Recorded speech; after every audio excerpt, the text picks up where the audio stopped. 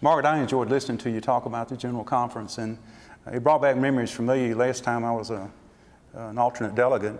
And it's a very confusing process. It's almost overwhelming for the first few days.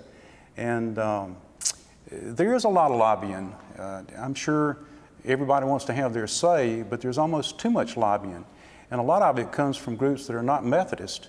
We have quite a few people outside the door and actually inside the conference center that are brought in by some of our church agencies. And a great number of our church agencies send people to the General Conference that are not elected. They just come and they have their own positions, and I'm pretty sure a lot of those are not Methodist. You know, they're just staff employees. I don't know the fairness of that, but I think it would probably be a little easier and less confusing if we were very careful about who attended the General Conference. I'd almost prefer it to be elected delegates and maybe a select few from the different agencies, because you have a lot of those that will bring groups that have a very biased agenda. I mean, they might be very pro-Palestinian and don't want to listen to the other side of discussions when you have a General Board of Global Ministries meeting.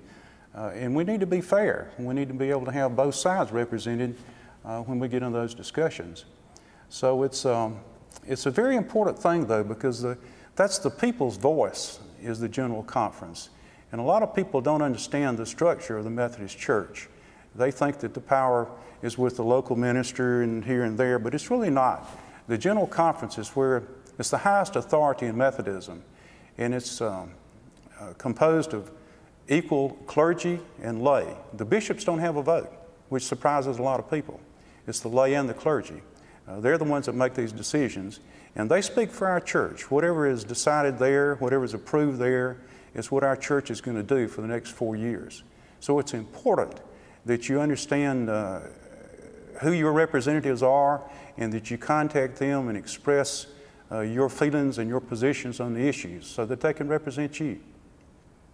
I think that's really true, Charlie. Talk a little bit also about the legislative committees. I know when I first went to General Conference, I didn't understand that we would spend the whole first week in legislative committee going over many, many resolutions that had been submitted, and that none of these things would come to the floor for many days, and how important it is to have key people in the leadership of those legislative committees.